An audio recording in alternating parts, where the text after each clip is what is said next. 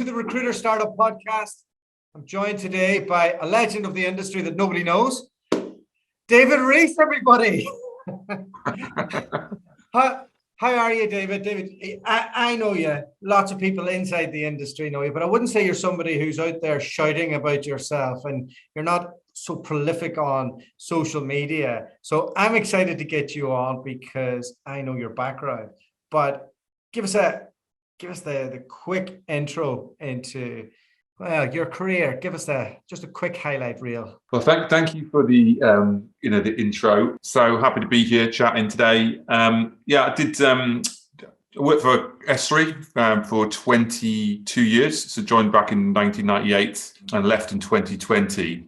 Pretty much worked my way up like probably most people do at SThree, from trainee, and ended up being the chief revenue officer. So the first chief revenue officer that the company ever had, and maybe the last, I don't know. They haven't ever replaced me at the moment. So at the end, I was responsible for pretty much running the entire business globally from San Diego to Sydney, day to day. Traveled all over, spent 4 years, I think, living in Germany as well, running the German business, set up the life sciences business, Real as well, back in 2006. So I've been involved in setting up quite a lot of the key drivers of growth of the company, and seen it go on quite a crazy journey over that 22 years, from a smallish, smallish, it wasn't that small when I joined, but recruitment company, then floated and then went crazy international, So we were bantering before we kicked off there, and I didn't want you to give me too much of the good stuff before we hit record. While it's in my head though, and I'm obsessed with this, why is it that SThree breeds so many entrepreneurs? I think first and foremost is the way that we were trained was to think about it as running your own business and be able to generate business. And I think still to the day I left, and I think still now, it puts a great effort into developing amazing sales skills in people. And I think once you've got sales skills, really good sales skills, you really believe you can go out and do anything, right? And you can start off and do something. So I think we created a lot of people, really great salespeople, who were able to go out and create their own businesses. And I think we probably did some things wrong as well. I think we had, maybe with something like a Page Group, maybe had about stronger individual brands. We had about 14 or 15 brands at one time. Yeah. So some of the smaller, there wasn't a lot of equity in that. So people were really able to generate business without a brand behind them to generate incoming, So I think it just created a lot of entrepreneurial spirit. The mechanisms of how we were paid were quite unique as well, which really encouraged people to try and grow businesses and make enterprise value out of them as well, and understood that. We were probably given a lot of, I think we were probably weaker on the operational and support side at times, which meant people were probably a bit more rounded and got involved with more things than maybe in other bigger organizations at the time. So I think it developed people a bit more all round than maybe other companies, did, whatever. So the volume of, I think I was saying earlier that the amount of companies that have started up by SThree people that are phenomenally successful in the industry is almost unique in the industry, and almost unique in any industry. It's incredible. My first experience of that brainwashed thing that comes from SThree people was I started at Robert Walters in Western Australia, and I was doing all right, and I was kind of into it, like it was fine, and all the rest, and we were all into our jobs and making money and doing all of that. And then I meet my mate's fiance at the time, who was working for Sully in Perth. She was like, "Hey, why are you even over there? I can't understand why you would be working for Robert Walters when somebody like you could work for SThree." And I remember just thinking, how did they get you to this point of selling the business to me? And we're both at an early stage in our career, but just that passion that she was able to kind of give, I thought that was really interesting. Well, is there something? That's amazing as well. To think back of it, we had an amazing leadership team, and quite an inspiring leadership team, who really created that aspirational. And I can't talk about other organizations if they had that or didn't have that. So, it's maybe, a culmination, we were involved. We always call ourselves that we're probably the first British recruitment company to break America, like the Beatles. Right? So we were doing all these exciting things as well. Breaking Germany, we had 1,000 people in Germany. We're the biggest recruiter in Holland. All these things are happening, which create a lot of belief as well that you're going out and doing things, you can achieve things. And again, we had an incredible long-term reward scheme that if you stayed and were successful, was industry leading by far. It caused a few challenges as well, right? But it really retained a lot. It retained a lot of people as well. So a lot of incredible people for a long period of time as well. So. Was there something about like the profile of people like that they took? Was there like what is an SThree? What was the ideal SThree person, maybe compared to who Walters or Page hired? It's hard to say, because going through what Walters and Page would hire. I think we were looking for probably definitely in that core growth era. From you start was really people who were really driven, had an amazing attitude, were willing to sell, work hard, and wanted to grasp an opportunity. We just didn't want to be a graduate machine back then, right? When definitely when in the period I started and beyond that, we wanted people who really had huge aspirations to go and achieve things. We called it being an entrepreneur, right? So we said we wanted to create people who are entrepreneurs coming up, new markets, new opportunities. We said it very much come from the bottom up, not the top down, and stuff. So we really encouraged that, and we wanted people who really lived that. Where maybe other organisations didn't want that. I don't know, and maybe that's why so many people again went off, because we were creating those entrepreneurs, and used that language quite a lot. How big would the SThree company be if they had a proper investment fund for starting other recruitment businesses in place back then? I don't know. You don't know. It's hard to say. As you know, some of the businesses, there's not a lot of barriers to entry, to get going. So I think that's changing a bit, definitely because of a lot of the models and employer of records and employed contract models around the world and stuff like that. So it's becoming more on contract, a bit more of a barrier to entry around that. But yeah, it's hard to say if they'd chosen to take 20% or 50%, everyone who left, whatever, and back them. I don't know. So I could ask you loads of boring questions about leading teams and being the manager of this country and that country, but your real interest and role was as Chief Revenue Officer.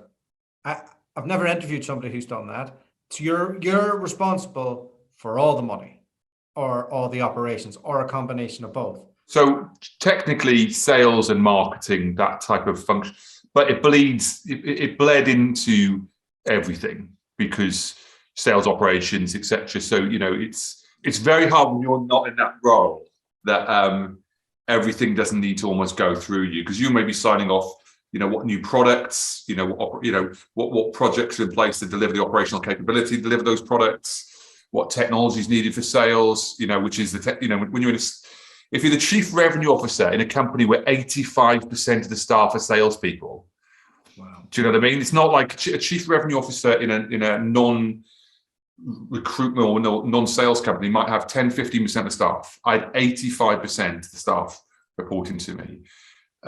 So it becomes quite a critical role. There's just a couple of nuances. I think there was a few things happening in the senior structure that required me to go into that role, and then we had a new CEO that wasn't from the industry. So I think it really served his purpose to have someone who really understood the whole business, how it worked, rather than segmenting it. So, but yeah, it was really interesting because it'd never been in place before, and the world was carved up into regions, and trying to get some type of collaboration in the right way, without giving the freedom to the regions was quite challenging. Really challenging. What was it like being involved in the float of SThree, and what level were you at that stage? So I was probably a bit. I was a director, but not really day-to-day involved with the float. That was done by the board at the time, and I wasn't sitting on the PLC. But I don't think it affected us at all, because we knew that was happening for years. It wasn't that, it was, I think it originally planned for the late 90s, but the market conditions and all this and stuff. So, and a lot of the people who were involved, who then moved on, who made money, were already not involved day to day anyway. So there was a handful of people who were already migrating out of the business. So it fundamentally didn't really have an impact. The only challenge with being a floated, organization is that you are driven by short-term results.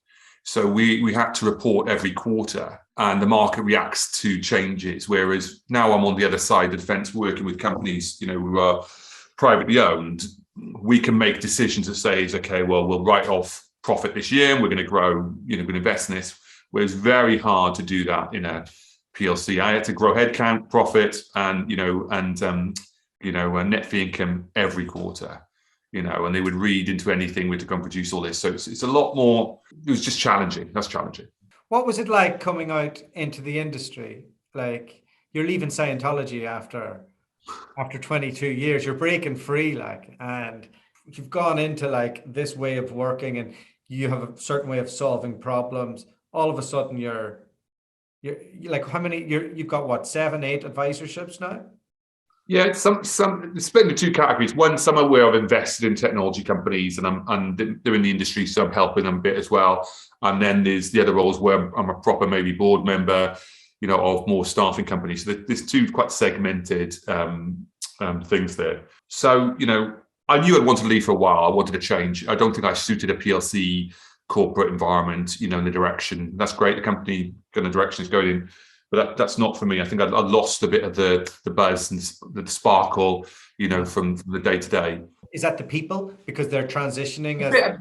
A bit of all round. You spend a lot too much time in maybe board meetings and in situations or strategy. It's just a bit. And I was traveling a lot. I probably traveled every single week, right? So every single week I would be going somewhere, right? And that might be a short hop over to Holland to Amsterdam, or it might be going to Japan, going to America, so I traveled quite extensively, and I wanted to break that up a bit as well. Maybe COVID would have done that anyway, So it's very weird coming out. First off, I came out during COVID. I resigned pre-COVID, and I worked through COVID, and came out. I think I came out straight into a lockdown. So it was a very weird situation. And I can say, hand on my heart, I had no plan. I just wanted to change. I wanted a bit of time off. So I came out, and I probably went back into things quicker than anticipated because I had nothing to do. So you can imagine, you come out. The first 6 months of COVID, I was still in the company. I've never worked so hard. We were working. It was crazy times, like craziest of ever times ever. And then to come out, I came out in September, October that year, straight into a lockdown. So from working 7 till 8, frantic, to literally nothing to do. Kids, it was a very surreal experience. I met you at our summer party, and I think that was July. So you were kind of getting back into things and into the swing of things by then, right? Yeah. So I think I ideally was going to take a bit of time off and travel. It didn't all quite work out in the way you anticipate. Life never does, So I've got back in a lot quicker. And again, you go back to that conversation you had earlier about the SThree external community is amazing. So I think everything I'm involved in has either come to me or is someone from SThree. It's an incredible community, and it's this now from working with Andy, how it supports each other. It's incredible. I've been so shocked. Absolutely have your own mafia in the recruitment industry for sure. Yeah. Amazing. And I feel proud. Maybe you don't know that exists as much, when you're inside the Scientology or whatever you want to call it. But you don't maybe realize that as much. You do and you don't, right? You do. Well, but when you go fully into it, One of the things that interests me is that you obviously, if I have a 50-man business and I want to get to 200, I'm thinking, right, get David on as an advisor.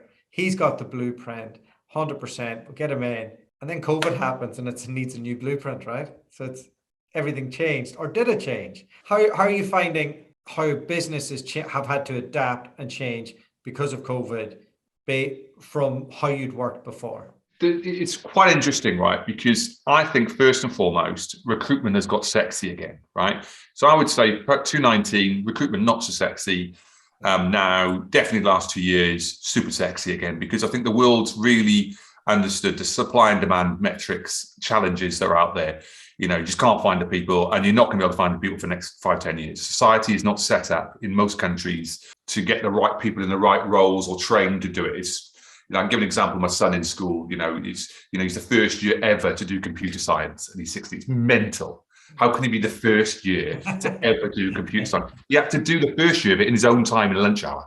And Wow. I'm saying it's like he was doing Latin at the time, and I go, shouldn't the whole school be doing computer science, not Latin? It's like so mucked up. And it's just a small example Yeah. of how I see society. It's just not geared up in the right way for the future needs, or and definitely in STEM. The area that I come from. So when I think recruitment got sexier, supply and demand, and what we saw through COVID was this acceleration of digitalization, right? So.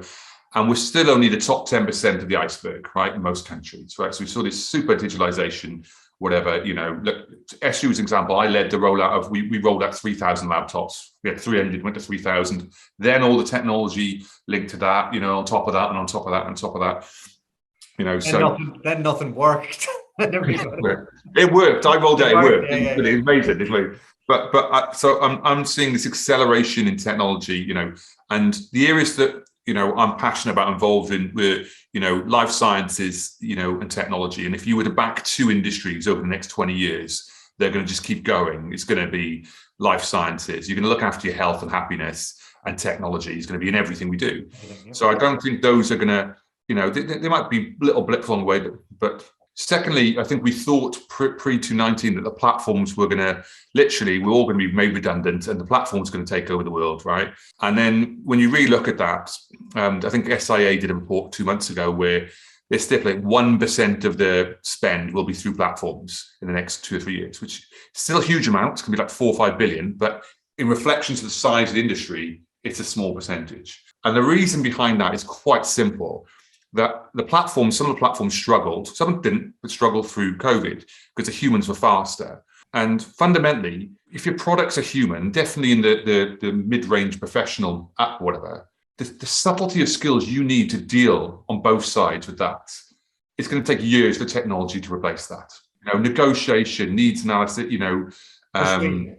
persuasion, all the core sales, human skills. Recruitment is such a human industry that I think that bit will be one of the last bits for technology to get rid of. And that might be another 10, 15, I don't even know. So all those things, I think everyone's starting to really understand that there's not going to be a platform will do all this in 2 years' time. But at the same time, what I am seeing, and this started quite a while ago, is this real adoption of technology to improve the experience. Sure. But the volume of technology now available is huge. Yeah. And I think people have got to really navigate through that noise, because it's gone exponential in the last 4 or 5 years. Yeah. What's available to people to implement in their business. I'm gonna have to do a bit of a plug here. I'm sorry, Dave. One of the services that we offer is a tech stack audit. So my wife goes in to any size business, usually a scalable business, from 20 to 80, that needs to know what technology, how to use it, if they're using it, when to buy it. There hasn't been one person that she spoke to that scored over a 3 out of 10. Yeah, I think people buy stuff they don't need. They don't integrate it very well, or they don't understand. They don't take a step back and correct the whole journey, the candidate or customer journey, and start from that point. And it's a bit of a culture of, you can see it in some of these groups. Someone's got something, well, should we all get it now? And then they never test an ROI on it and see, well, did it actually do anything, or we just spending whatever, some license. People like me pushing it. But I think there are some amazing things out there, and and trying to push probably the industry a bit more from being, I think the industry is quite sales led, elbow led, right, to more marketing led, demand led, and maybe some, and if a company's got, some of the companies I'm working with now, I've got really good propositions, which means it's then very easy to generate marketing led demand. Yeah. Which really makes the brand much more sticky, and people want to work there as well. So I think when people think of headhunters, they think of like Glengarry, Glen Ross type, like people just hammering the phone and cold calling, and really a lot of that will be replaced by top of the funnel marketing. You're then in community-based marketing in a niche, and then you're trying to add value through your conversations and your relationships and constantly developing that. That's where I see everything going. There'll still be human, there'll be expert, there'll be persuasion. But I think maybe to your point earlier, when you're saying like the industry's got sexier, it's because we're not as desperate as we were before. Yeah, and I think what you highlight there, right, is that's why if for recruitment companies, being a generalist doesn't work, right? So, you really need a clear proposition, because if you're going to operate in that way and generate value marketing, if you're going to operate in communities, you've got to have some clear proposition. If you're just some random generalist, I think it's going to be harder for people to do that, So, obviously the bigger companies are by nature, they're going to be more generalist. But if you're 30 to 40 plus to 200-300, you've got to have a clear proposition, or what are you doing? Why are people going to work with you, and why are clients going to work with you, and candidates going to work with you? You know what I mean? What's the most exciting piece of tech you've come across? You can plug one of yours if you like. Do you know what? And I am going to plug something, right? Because I chair a company called Selligence, which is just on its journey at the moment, right? And I'm flying on it. I've got quite hyper growth. But what they're trying to do is to run AI over data and information to really get predictive decisioning from customers of when they're going to hire, when they're going to make. It's not just replicable to this industry, but it's really exciting. And the technology just gets better and better with time by the nature of what it's doing. And I think that could really it's probably the only thing of its type in pre-sales, enablement, predictive. And I think over the next couple of years, I think that's really going to fly. And it's starting to fly in the US, but it's a really good piece of, I think what people are looking at, because it's more about demand, people seem to be more focusing on sourcing at the moment. But what we've got to make sure people are still building up, regardless if it is about sourcing in the medium term, because demand is so high. You've really got to be nurturing your customers as well for the future when that demand might slow down, which will happen at some point. A lot of people talking about crack in America at the moment. You've seen that journey happen. What advice, if you were to give a few pieces of advice to founders that are thinking about doing that? Maybe they're going for a bit now and they're at a size where they think they can take it on? Well, probably for 101 advice, so I would 100% do it. I think if you've got a quality business, I think the British have shown they're great at being able to export to the UK, to the US in recruitment. I think that's been proven now. We're long past the point of proven, right? Scaling is a different question, right? But actually getting out there's some obvious things we always say don't do, like don't go to New York or California, right? But everyone does. So you can say that to anyone and they still end up going there, right? Just because of the whole model of cost and everything like that. But everyone ends up in San Fran or something like that, or LA and New York, whatever. But we always tell people not to do that because it's just expensive, challenging to retain and get people in those areas. I think getting the right leadership in place to go. We're always quite keen to make sure definitely our initial elements for the companies we're involved with is someone well, because it is a big step. So someone you know and can trust to go and start that business. But also, and this might sound counterintuitive to that statement, it is a different country. And I think a lot of we had some challenges where we were perceived maybe as a British company and trying to make it from day one, understanding that it is going to be an American business and building it with an eye that this is really going to be not a British business in America, but it's going to have a view of becoming a proper American business, if that makes sense. You're talking about American leadership. Well, future, I think even if you start off, if you move someone there or hire, it's quite common for British companies to move someone there, and the logic of that is great because you've got someone in several time zones where you trust, knows your model, knows your proposition. Your visa. Yeah, and then over time, by making sure you've got an eye to build that as an American business, not then just to front load it with more and more Brits, and suddenly, if that makes sense. So, but I think it's a great market. It's it's an expensive market to operate in. Quite a lot more expensive than the UK in operating costs.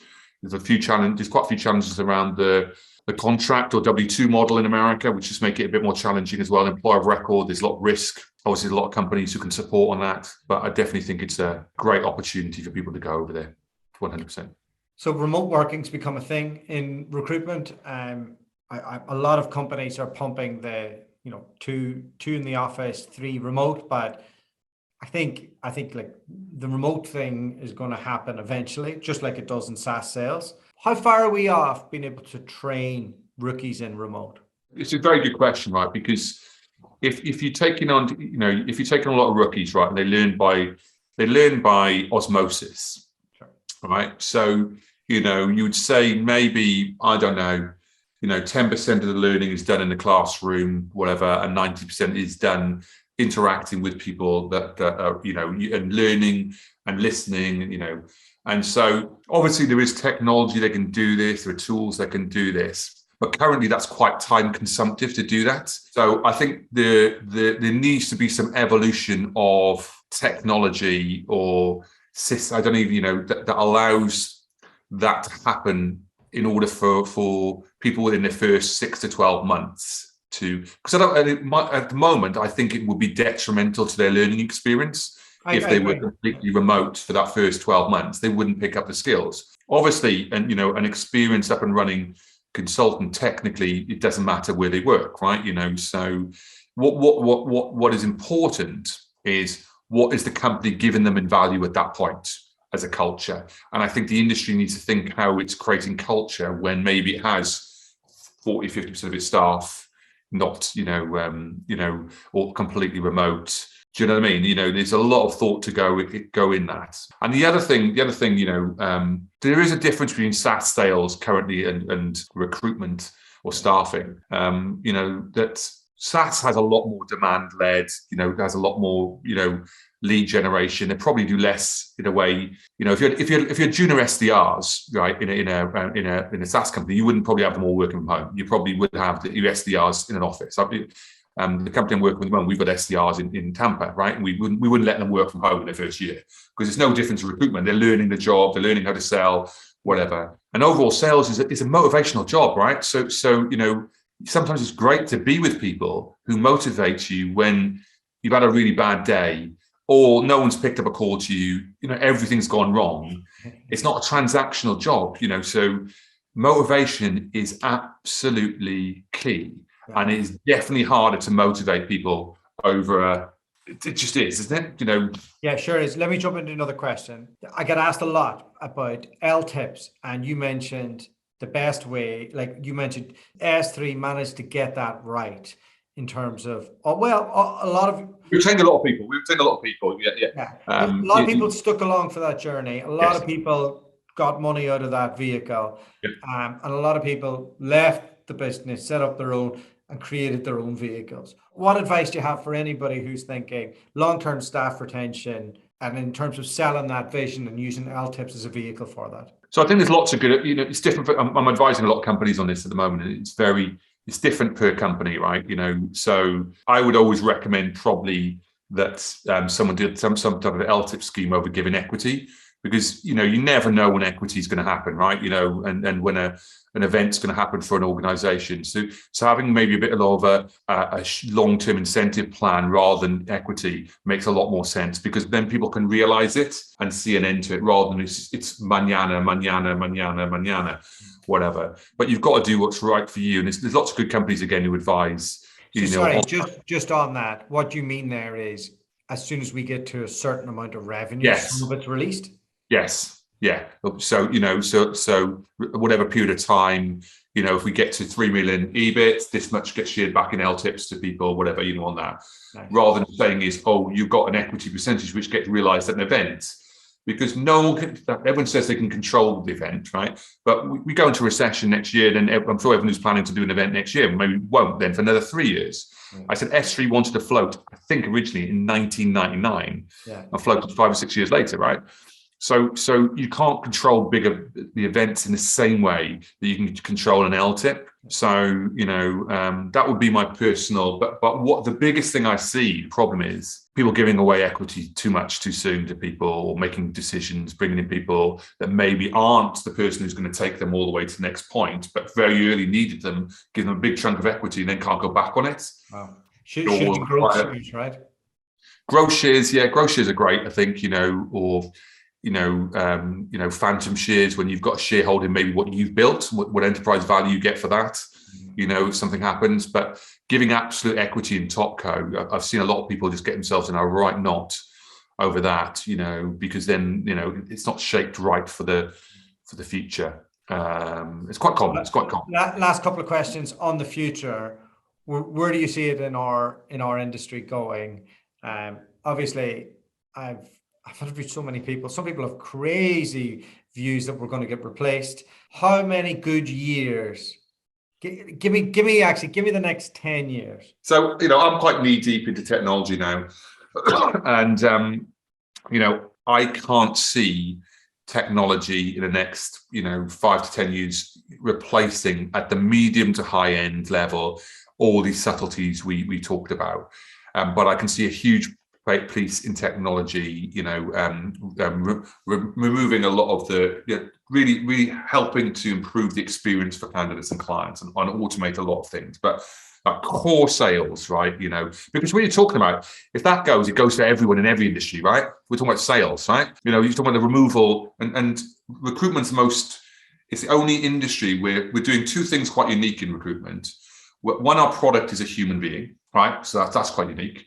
And also we're asking people to do B2B and B2C at the same time. Definitely in the 360 model. Maybe not if we've got 180 model, 360. Sell to a client, quite senior maybe one day, and then go and find a candidate next day and talk, So these are unique things, right? So, there's a lot of other industries that don't have those unique things. And maybe, technology could replace sales skills quicker. I don't know. So I don't see that. I don't see that in the next 5 to 10 years. I really don't see that. And also, I think, we're going to have such a issue. If you look at a lot of countries, like Germany is a great example. It's got such a demographic time bomb continuing to happen that, they're just not going to be able to fill the jobs. It's just going to be a nightmare of the ability to, get people into jobs, whatever. So you've also got this challenge now with COVID, Brexit, and technically the war in Ukraine, where everyone wants to reclaim the supply chain, right? So everyone's had a nightmare with supply chain. So a couple of years ago, it didn't matter where your stuff was coming from, it all sort of worked, right? Now everyone's going, hold on, we can't have this again, where we can't control our supply chain anymore. So I think there's a lot of moving parts here that will mean that demand for these skilled people will remain at quite a high level. There might be little dips due to, some recessional elements, whatever, but I think the industry will be very robust for the next 10 years. I really, really do. All right, a couple more. I'm getting the good stuff now. So stuff that always comes up. 360 or 180? Where do you stand on it in terms of? Depends what, there's no right or wrong on this, right? It's a philosophical point, right? It depends. I've got one company I work with, which is pretty much all 180 because they go after large corporate companies. They have a very clear, strategy of what companies they want to operate with. And their model is about large delivery to, large corporates. Another organization might be selling something very niche into something where only that company has one or two. So 360 would be probably the only mechanism that would work with that type of model. So I think you've got to really understand the customer and candidate dynamics of your market.